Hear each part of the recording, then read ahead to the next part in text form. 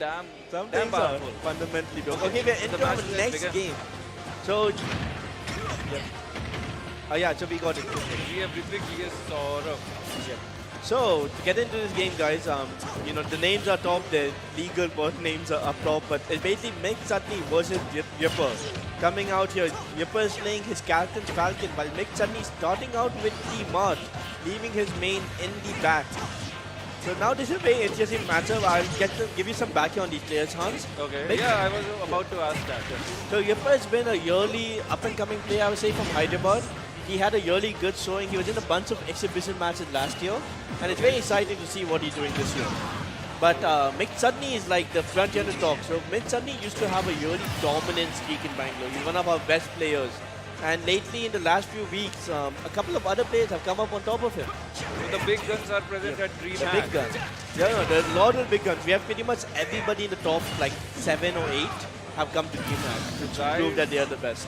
That means the day 2 and the day 3 are going to be a bloodbath for every fight. It's going to be a horrible bloodbath. I came second last DreamHack, and I'm not even sure I'm going to make top 8 this DreamHack. I forgot to congratulate on that. Thank you, thank you. That's a pretty much a show off kind of a thing. Nobody asked me. They only remember who comes first, never who comes second. The history is usually written by the winner. But look at this, McChutney taking a quick 2 stocks, and he's now on to the Crom. This is a really hard matchup for Crom though, because Joker has some really good ways to deal with Crom. Just like that, he gets RC, gets one force man, and now all of a sudden it's an even game. Except it's on McChutney's best character. This is the character he's made a name for himself. The down tilt side B is going to hit, and this is going to become quite hard for Joker to find a way in, but a great down air up smash to get a good amount of percent. But this is like basically kill percent. One hit from McChutney will kill Joker here.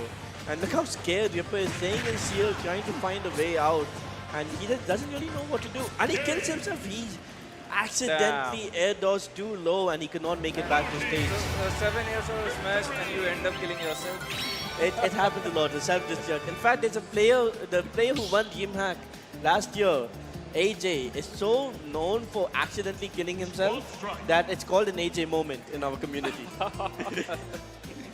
Accidentally self-destruct, it's called an AJ moment. Self-destruction at its best, actually. At his best. He'll be winning a full tournament and then he'll self-destruct twice and it's even. So are we going to see the character change? So we'll have to see now. This is going to be interesting, right? I don't think we'll see much change from Chutney. Chutney was, you know, very comfortable in that game. He was always on the offensive. But I would love to see Yipper change character. So Yipper has a really strong Bowser. For many, I would say for quite a few years, he was playing Bowser. In fact, he played primarily Bowser at last year's tournament. Today in Squad Check, we saw something completely new. I think that kind of like answers your question on whether people play their mains or not. That's the thing. Like that pretty much happens a lot of time, but we just ignore it. Yep. And look, here comes the Bowser. So we have him. We have the Bowser. And now Chutney seems to be waiting. Don't know if there's a technical issue or something. Controller, yeah, looks like a bit of controller issue. We guys will hopefully get into the match quite a bit. By the way, what's your favorite spot at DreamHack Hyderabad? Ooh, it's hard to say. It's between like Tekken and Smash. Okay, so it's in the KO Fight Night. This is the best place for me. I legitimately think everybody in DreamHack, if they have some time, so come down to the spectator area. Even if you're not going to play some games yourself, just come sit and watch. It's one of the most electric experiences you'll ever get. And extra electric because you is on the screen. Cool. That's a really bad joke, but we let it pass. So we have red team vs blue team, and it looks like we're going to start off with the same leads coming in from Mart and Captain Falcon. We'll have to see how it goes. No, a really aggressive approach from this Falcon. Getting the first hit, look at that 36% with the knee. yeah, he's looking pretty comfortable with his character. This is a really good stage for Captain Falcon right now in the early this. He can really jack up some percent, but now he has to be a bit careful. His final destination is a stage with no platform. And what he said, that was such a good play from Ripper there to go for the grab. Nice storm back. And looks like he just going to let it come back. But look at the lead. This is such a hard lead for Kems to deal with because if he's not careful, Captain Falcon can kill at any moment. And we're seeing it just right now that we are looking at a ooh, tries to go in but stuffed out by the side B. A good grab will lead to an edge guard opportunity, but nothing. Left jab does not work and he gets reversal with the storm. This is looking really bad for Marco. Goes for the pivot cancel forward tilt, but nothing going to come out of it. And good forward tilt coming out from Ripper himself. Tries to edge guard. Not really going to work on part, but what an up B. That was a hard read.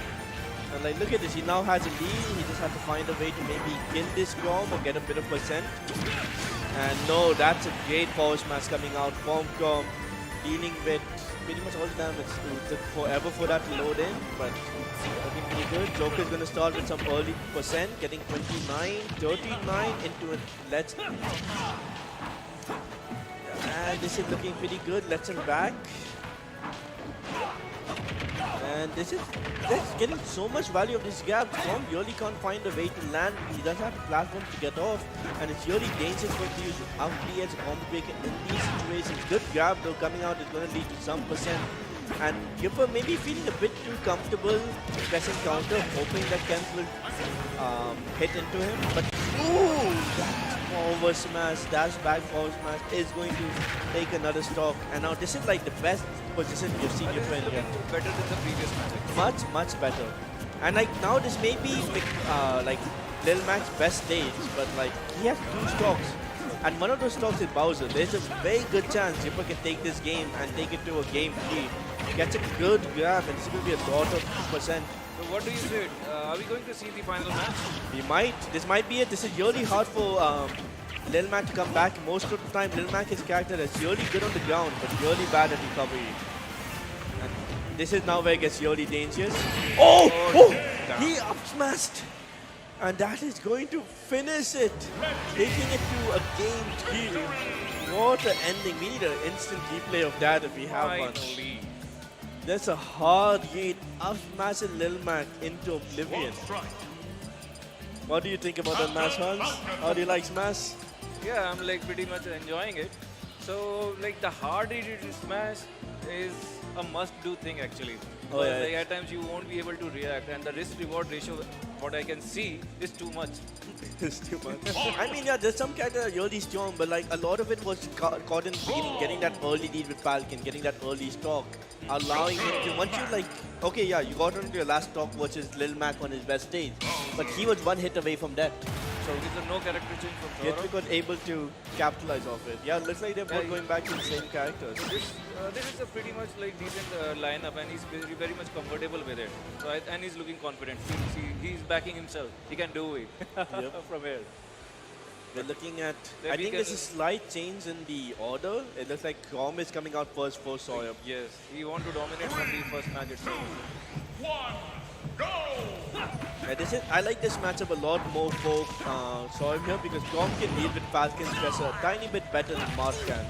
But will that actually matter, or will Yipper just keep this momentum up and take the next game as well? Sending a pretty big upset, to be honest. Sawyer, a player with multiple first place finishes at tournaments versus. What are we here for? We are here for the upsets only, right? Yeah, we are always. It's always about a bloodbath. Who wants to see a bracket where everything goes according to plan? No, we want to see a bloodbath every time. And will we get a bloodbath, or will Sawyer put that into his jacks? He's looking pretty much comfortable again. I think he's going to take it. Anyways.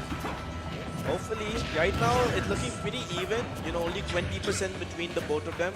So it's pretty hard. It looks like a part of the plan actually. It's pretty hard for Captain Falcon to kind of get in over here because Grom is pretty much as fast as it. Like even the that was really good play by Ripper there with the parry, the perfect defense. But no, he just gonna get killed and lose an early stock. Now this is where it becomes hard.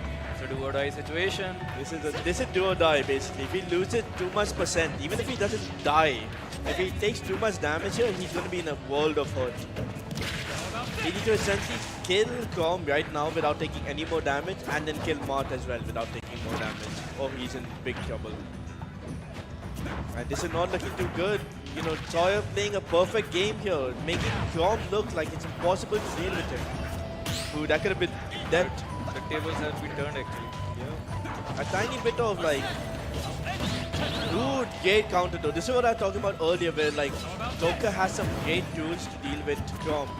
In fact, there was a tiny bit of a misplay, bad matchup knowledge from Ripper. If he just stayed at ledge and countered, Chrome was dead and there's nothing he could have done.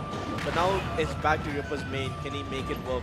Goes for the forward there, but the great air dodge coming out from McChutney is going to get him back. And ooh, nice down air though. This is still winnable. Looks hard, but it's winnable for sure. And it's anyone's game here, but the more percent this Smart does, the worse it's going to be. Oh, look at the fire breath doing 38%, evening it up. Good whirling focus, and unfortunately the down is not going to connect there. Ooh, good down it. You really see Saurav going for these combo starters, really looking for the early stock kills with this sort of down air. But he's not going to get it, and he's actually going to get really hard punished for it. That might be dead. I don't think, he doesn't need to do anything. That's just dead. And now it's super even. Even though, this is a good time for Lil Mac to be at 0%. But it's anyone's game. There's so many ways this can go wrong for Lil Mac. Oh, but not like that though. The E-Gap is going to get punished and McChutney will close it out. Stopping the upset right at the edge. No more upset anyway. We were about to see an upset, but I think